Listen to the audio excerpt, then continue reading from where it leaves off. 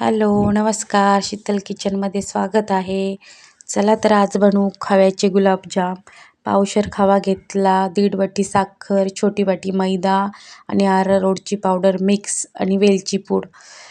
ताटामध्ये खवा ओतून घ्यायचा, मिक्स करून घ्यायचा आणि खवा गुलाबजाम करायच्या आधी आहे ना भाजून घ्यायचा थोडासा. त्याच्यामुळे छान होतात गुलाबजाम. खूप नाही भाजायचा, थोडासाच भाजायचा. वेलची पूड घालून घ्यायची. वेलची पूडने छान चव येते आणि मिक्स करून घ्यायचे. एकदम छान गोळा करून घ्यायचा आणि पाण्याचा हात लावायचा, दुधाचा हात लावायचा नाही.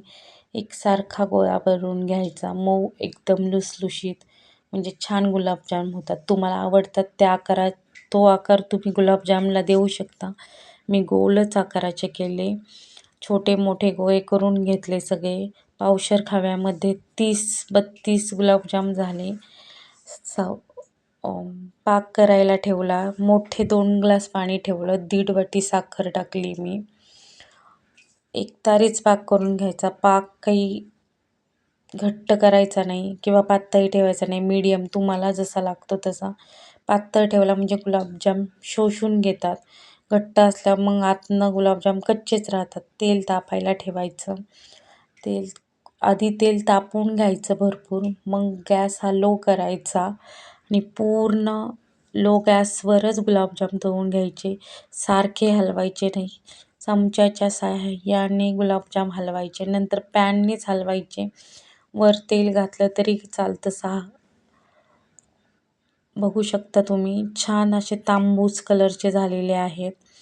खूप काळे तुम्हाला आवडत असेल तर तेही करू शकता तुम्ही. मी सगळे तळून घेतले, पाकामध्ये सोडून घेतले सगळे गुलाबजाम आणि परत एकदा पाकाला उकळी घेतली. एक उकळी येऊन दिली आणि अर्धा तास झाकून ठेवले मी.